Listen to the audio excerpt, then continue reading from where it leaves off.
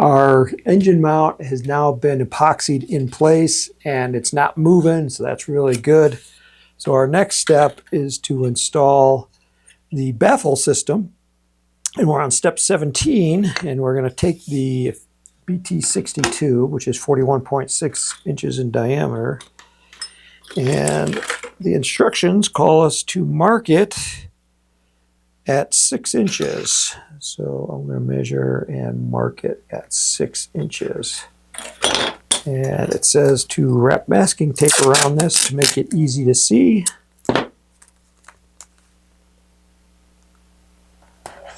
This is going to be used to push the baffle system into the tube. All right, so that's what we're going to do. We're going to push it in like this until we get to that point. Okay, so in step 18, we're going to apply epoxy to 6 inches in depth into the ring, into the tube. So I'm going to mix up some epoxy and I'll be right back.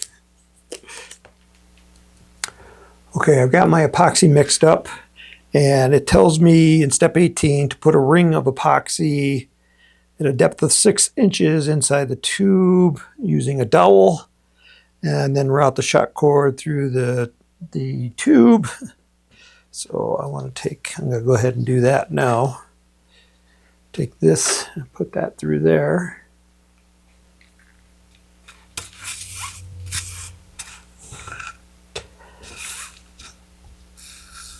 Okay, so then it tells me that the baffle ring, this one with the serrations, is intended to pass through the epoxy.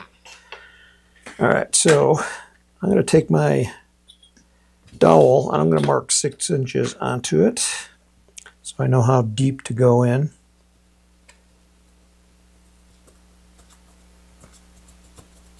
Okay, so there's 6 inches.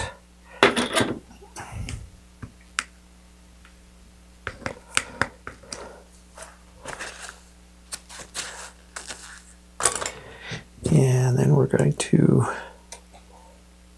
whenever you do this, keep it rotating so it doesn't drip onto your table. Okay, so this is the end.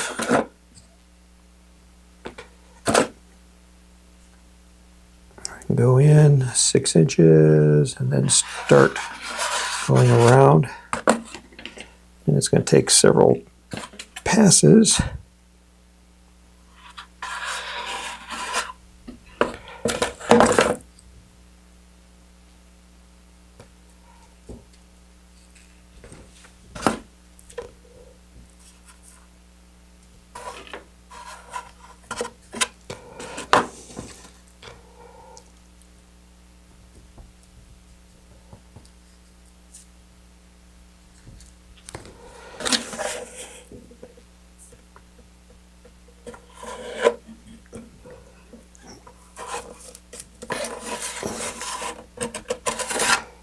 Okay, I think that's enough epoxy in there.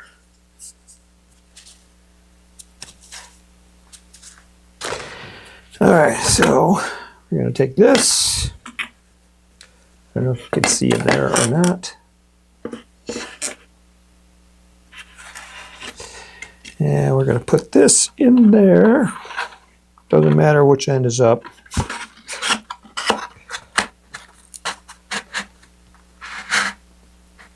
Okay, now we'll take this and we'll push it through until that tape is in place.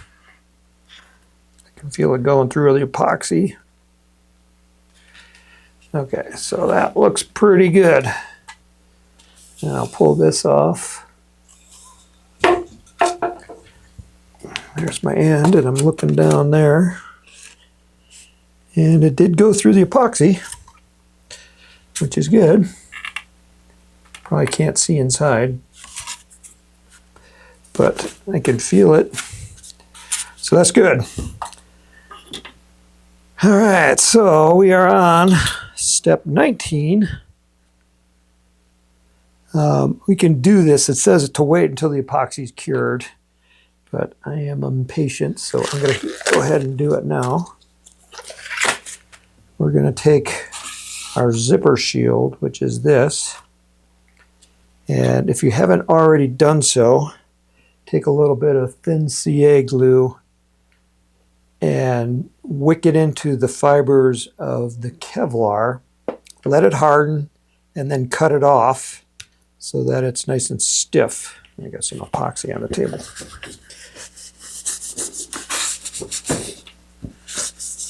Have some rubbing alcohol available for cleanup. So after this step I'm going to pause, but now we want to thread this through.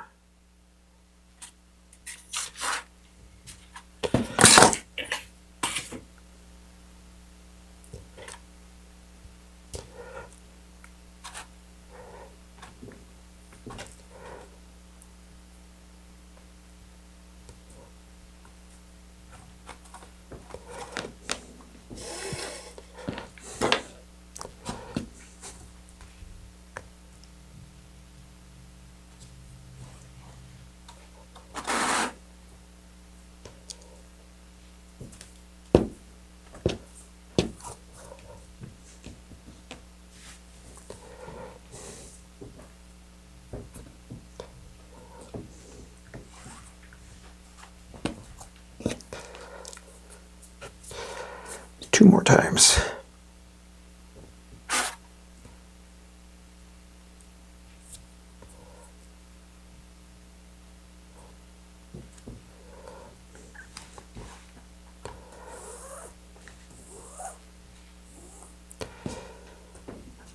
Okay, once we got it on, now we want to slide it down.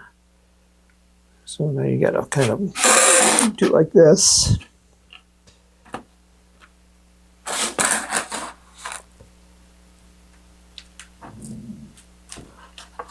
And we want to get it about halfway in like that. So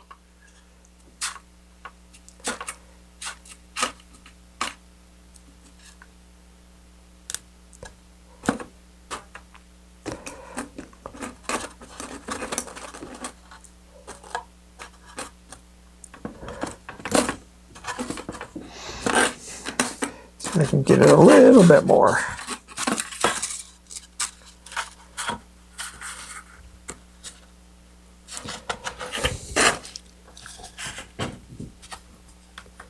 Trying to do this upside down.